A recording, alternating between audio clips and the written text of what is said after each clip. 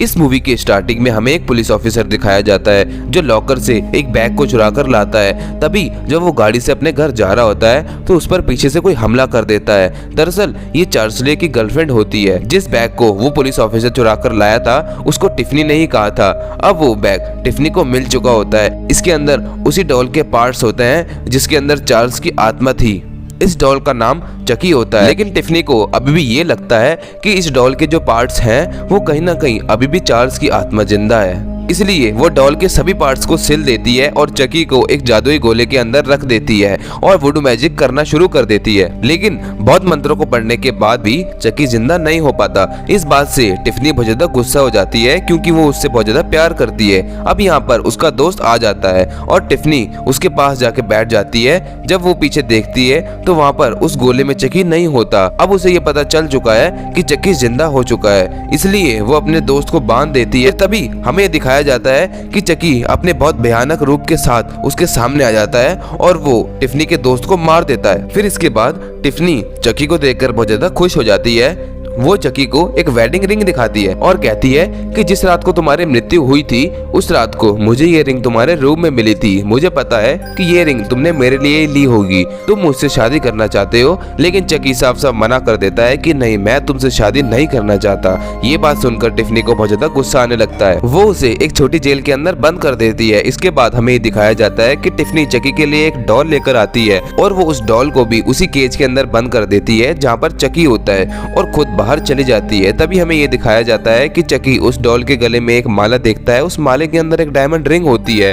उस diamond ring को वहां से उठाकर वो केज को काटने लगता है और उसको काटकर वहां से बाहर निकल जाता है। फिर उसके बाद इसके अंदर बहुत ज्यादा गुस्सा होता है क्योंकि टिफनी ने उसे केज के अंदर बंद कर दिया था। फिर उसके बाद वो टिफनी के पास जाकर उसे मार देता है और वुडू मैजिक की मदद से टिफनी की आत्मा को एक डॉल के अंदर डाल देता है। फिर टिफनी को जब होश आता है तो वो देखती है कि उसकी आत्मा एक डॉल के अंदर कैद हो चुकी है। टिफनी को ये सब देखकर बहुत ज्यादा गुस्सा आने लगता है। फिर चकी उसे ये कहता है कि अगर तुम चाहती हो कि हम दोनों को इंसानों का शरीर मिल जाए तो जैसा मैं कहता हूँ तुम्हें वैसा करना होगा। मरते वक्त मेरे गले में एक लॉकेट था जो कि मरने के बाद इसे दफना दिया गया था। हमें किसी भी कीमत पर उसे हासिल करना होगा। चार्ल्स की बॉडी को न्यू जर्सी में दफनाया गया था जो कि यहाँ से बहुत ज्यादा दूर होता है। ये दोनों अकेले वहाँ तक नहीं जा सकते। इसलिए टिफनी अपने नाइबर जर्सी को कॉल करती है और कहती है कि मेरे घर में 2 डॉल हैं, उसे तुम जल्द से जल्द न्यू जर्सी तक पहुंचा दो। इस काम के बदले मैं तुम्हें $1000 दूंगी। जर्सी उसकी बात मान लेता है और उन दोनों डॉल को अपने गाड़ी में रखकर वहां से ले जाता है। रास्ते में वो अपने गर्लफ्रेंड से मिलता है और उसे कहता है कि मैं तुमसे शादी करना चाहता हूँ। तुम्हारे घर वाले तो हमारी शादी नहीं होने देंगे,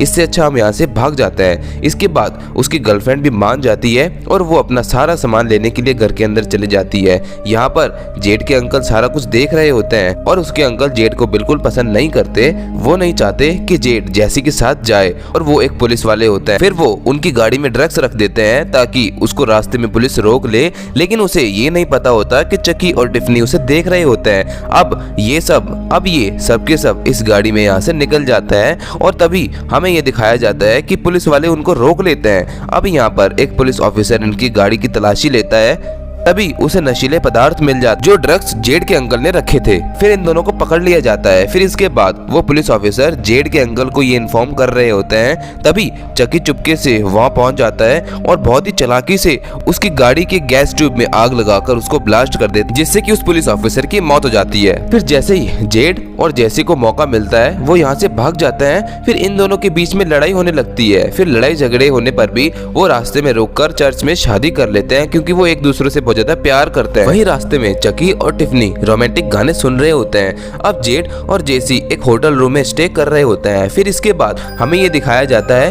कि चकी और टिफनी भी ये तय करते हैं कि हम दोनों को शादी कर लेनी चाहिए।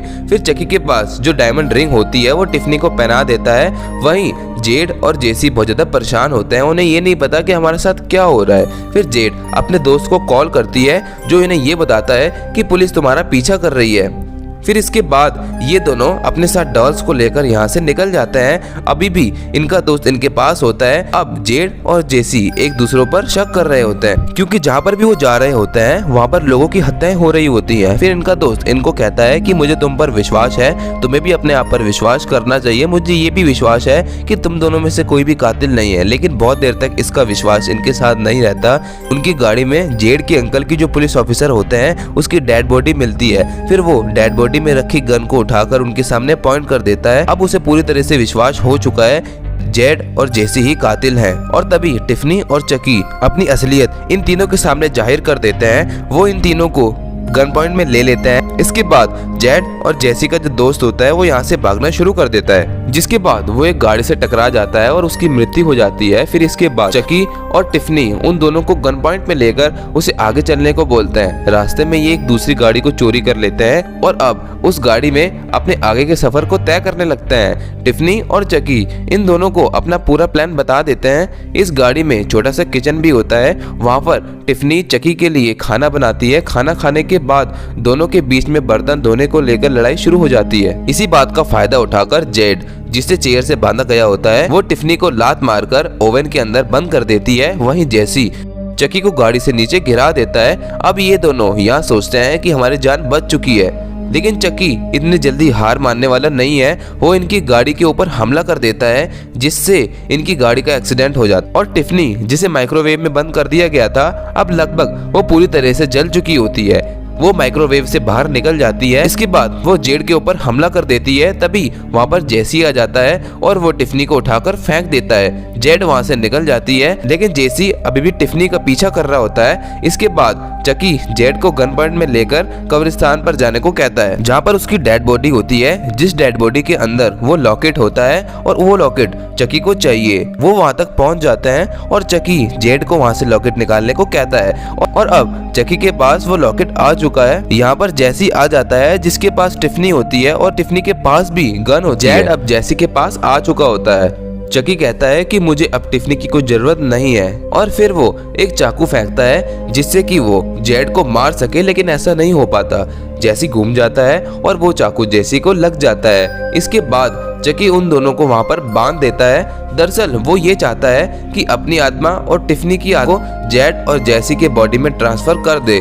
इसलिए वो लॉकेट इसके हाथ में होता है और उसकी मदद से वो वुडू मैजिक करना स्टार्ट कर देता है। और इससे पहले कि वो अपनी आत्मा को इन दोनों के अंदर ट्रांसफर करता, यहाँ पर टिफनी चकी की असलियत जान चुकी होती है। वो जानती है कि चकी अब मेरे से प्यार नहीं करता, और उसे ये भी पता है कि जेसी और जेड एक दूसरे से बहुत ज्यादा प्यार करते। फिर वो एक नाइफ की मदद से चकी के ऊपर हमला कर देती है, जिससे कि उसका वुडू मैजिक बीच में टूट जाता है। अब चकी और टिफनी के बीच में लड़ाई होती है, लेकिन तभी हम ये देखते हैं कि चकी टिफनी को मार देता है, इससे पहले कि चकी अपना वुडू मैजिक दोबारा से शुरू करे।